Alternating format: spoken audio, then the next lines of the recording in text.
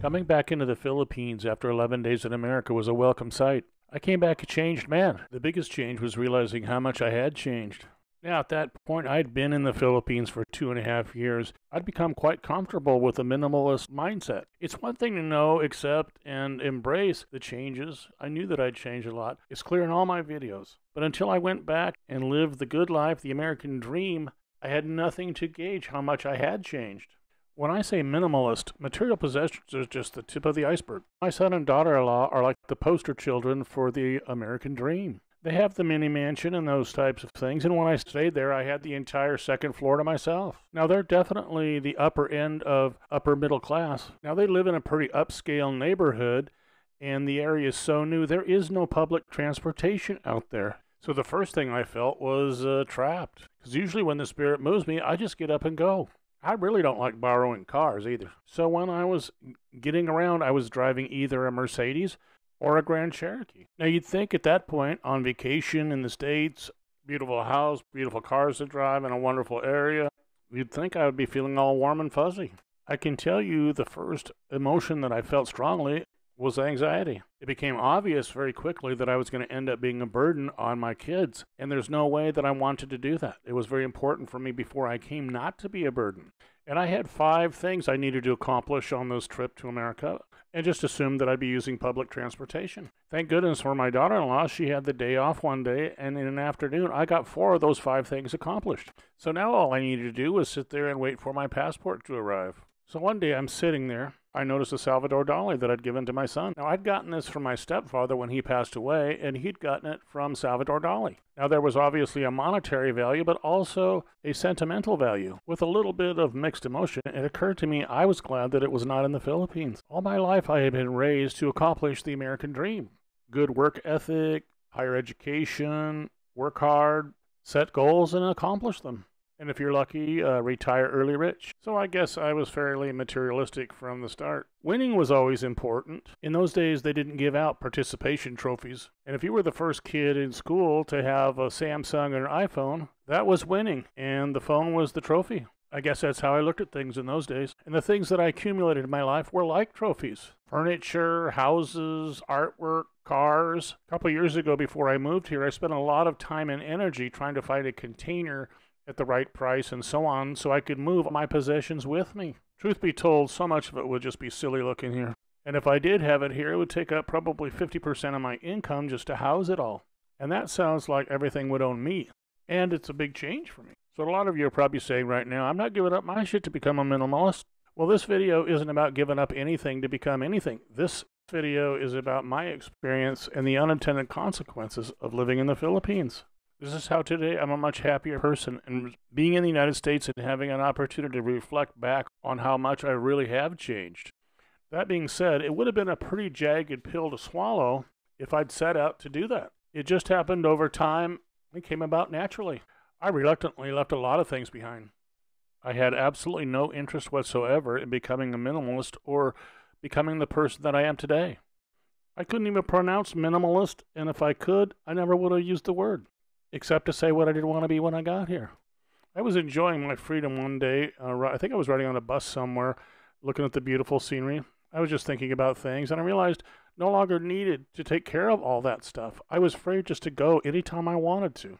If I had brought it all here and I spent the money to house all that stuff, then I would have cut into my travel budget. I wouldn't be moving and traveling around anywhere near as much as I do. One thing occurred to me at that moment. Today, my trophies cannot be hung on a wall, sit on a shelf, or be parked in a garage. Today, my feelings are not from accomplishment. They're from experiences. Realizing the depth of these changes, it also realized I could never go back. I could never go back to the way that I was. Once you've discovered there is no Santa, you just can't put the genie back in the bottle. You know, in the old days, I used to defrag or declutter my computer.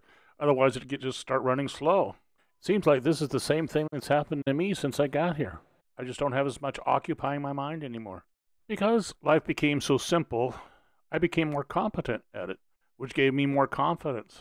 Looking back, I guess it's a stroke of luck that I was not able to bring anything more than about 5 boxes with me, and 4 of those boxes could have stayed and I never would have missed them, even though at the time it was very upsetting. I also realized if you gave me the house and the car free and clear, I still couldn't afford to live there. I wouldn't be able to afford the taxes, insurance, or the maintenance. For me, the American dream always included a lot of traveling. Here in the Philippines, I can travel almost 365 days a year, and that's on just average Social Security income. In America, the only trips I would be making would be to the market, and then I'd be clipping coupons in between trips just to make ends meet. Today, I use that time for planning the next adventure. I guess you could say I found the American dream here in the Philippines. But until I went back to America and spent some time there, I didn't understand the totality of the person that I'd become. I no longer see myself sitting on a porch swing somewhere reminiscing about the past. Today, instead of reminiscing about some past adventure, I'm planning the next one. It's who I am today. Am I a poor man in America? No, I'm a happy man in the Philippines with financial freedom and security. This could be you too, my friends.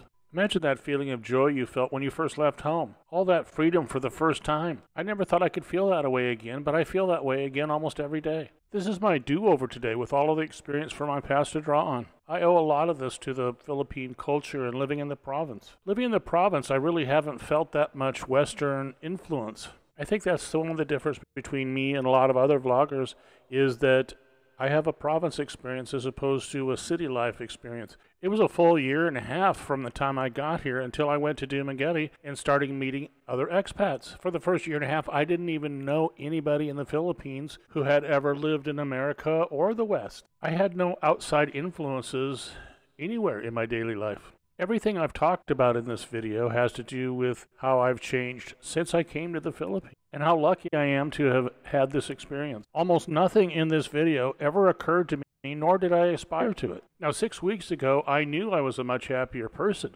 but I could not have explained to you in such detail until I had been to America and had the chance to sit there and think for a while. I couldn't have asked for a better environment to land there in, but the more I thought about it, the more I couldn't wait to get back. You know, I'm not much on giving advice, but here's one thing I thought about. If you're moving to the Philippines, try packing what you're going to take on a long vacation.